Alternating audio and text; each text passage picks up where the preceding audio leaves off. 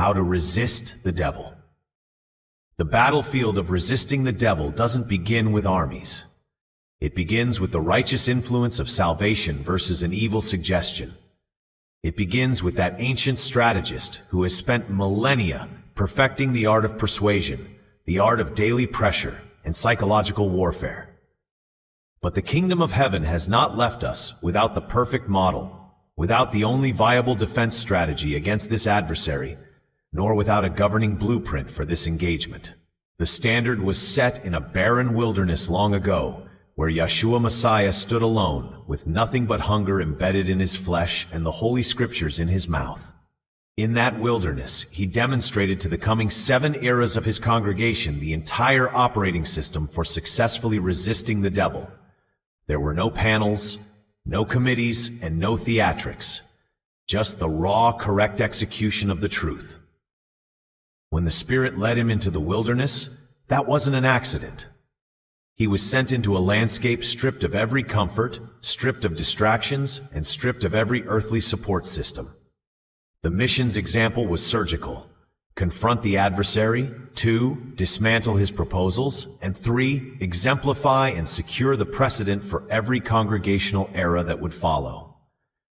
Yeshua didn't resist Satan because he was invincible. He resisted him because he was committed to righteousness exclusively. The first step in every victory begins where James wrote it out clearly: submit yourselves to Yahweh. The devil flees because the kingdom of heaven's governance refuses to yield any leverage to any unauthorized authority. As soon as the 40 days were finished and hunger pressed hard within his flesh, the adversary approached him with the precision of a hostile takeover campaign. He offered Yeshua relief at the expense of his obedience. Turn stones into bread. Really? You must be kidding me. Innocent on the surface, but deadly in its implication. The adversary always begins with an obvious need: your hunger, your stress, your fatigue, and your desires. These are the levers the devil attempts to pull to trigger an unauthorized, incorrect response. He whispers solutions that bypass the guidelines of righteousness, answers that exalt oneself, and shortcuts that promise satisfaction right away without continual submission to righteousness. But Yeshua didn't negotiate with any carnal need. He spoke the righteous decree instead. Man does not live by bread alone, but by every word that proceeds out of the mouth of Yahweh. Those words from Deuteronomy didn't just shut down the temptation, they re-established heaven's jurisdiction. He was saying clearly, my needs do not govern me. My appetites do not define me. The word of the Almighty sets the terms. The word of the Almighty dictates my movements. The word of the Almighty is my only essential fuel. Understand this clearly, people. This is the first fortress in resisting the devil. Obedience outweighs necessity. When needs rise, the adversary presses harder. But when the word rises even higher, the adversary has to break. So many people fall victim to this scam because they argue on behalf of the temptation. Yeshua didn't do that. He simply quoted the legal statute, and the statute neutralized the devil's strategy. Then the adversary escalated his tactics. When he can't win by appealing to your needs, he then tries to weaponize your doubt. He then transported Yeshua to the pinnacle of the temple, where he then quoted scripture out of context. He attempted to use the truth as a deception, a tactic that the enemy still runs throughout every generation today. He knows the language of the scriptures, but he does not honor the structure of correct scriptural application. Yeshua didn't fall for his theological theatrics. Instead, he answered with an even sharper decree: you shall not tempt Yahweh Almighty. This exchange reveals a corporate reality. Resistance to evil requires the correct scriptural response in the correct scriptural context. You cannot fight or resist deception with an abstract faith. You fight evil with precision. You fight it with the correct scriptural alignment. The adversary and many half-hearted, deceived, so-called believers often quote half-truths to manipulate the requirement of full obedience to the word. Satan knows that a twisted interpretation of Scripture will create a twisted decision, and a twisted decision can open a door to your destruction. But Yeshua didn't respond to the quote. He responded to the motive behind the quote.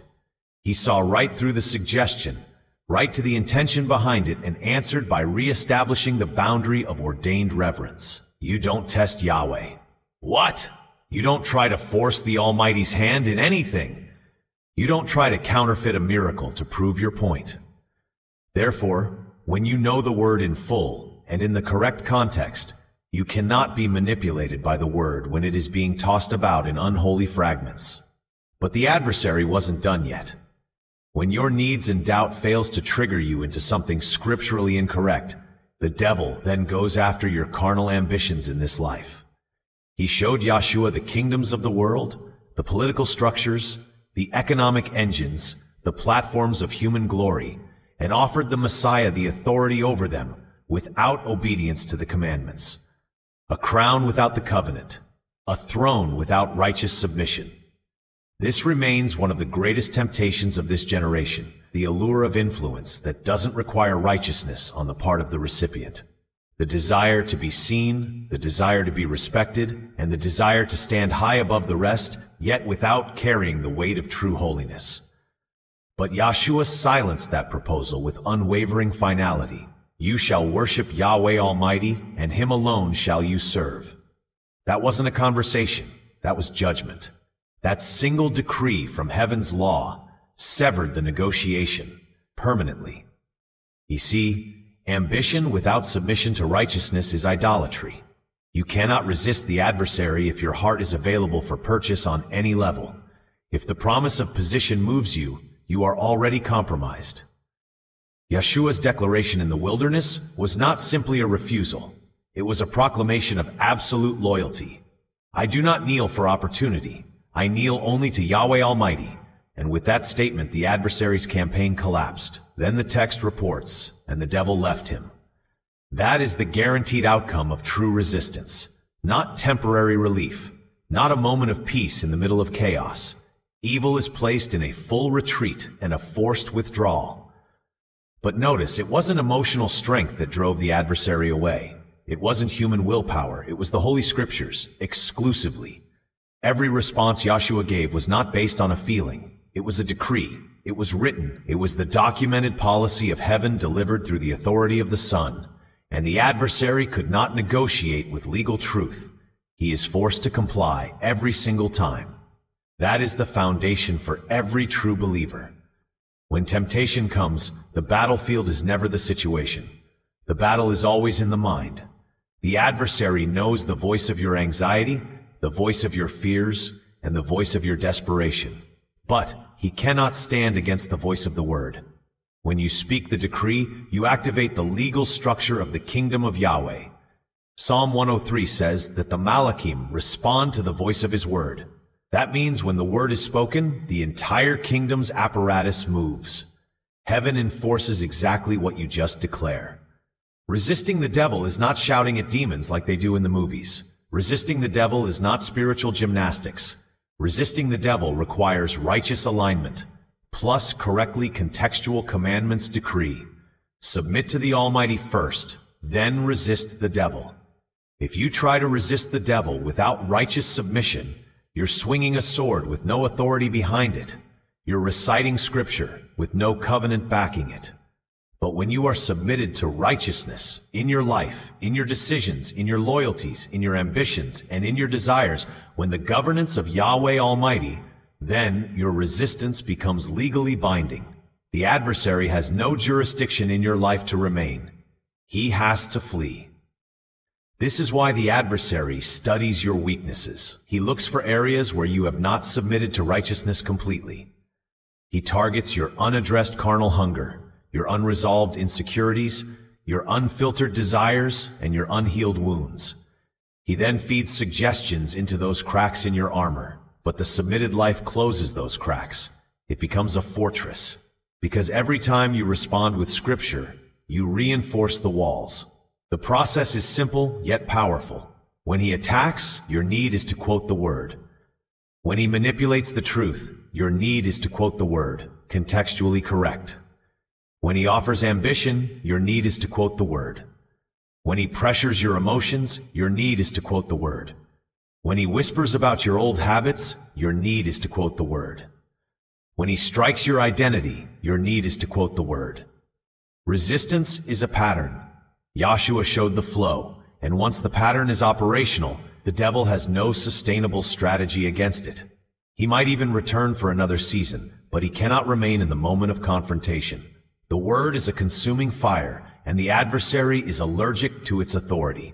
So stand your ground, not according to your own insight, not in accordance with your own experience, not in your feelings.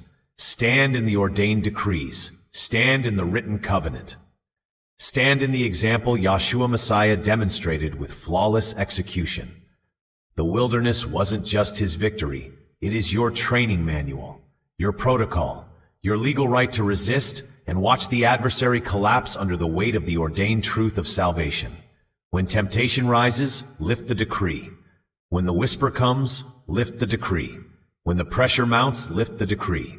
And when you speak what is written, the same outcome recorded in the wilderness with Yahshua Messiah will unfold in your life. The adversary will flee. Because he cannot stay where obedience stands firm. He cannot manipulate where the truth is correctly established. He cannot negotiate with the Holy Scriptures spoken contextually correct in faith under the governance of Yahweh Almighty in the name of Yahshua Messiah. This is how resisting the devil becomes a victory. This is how the battle shifts.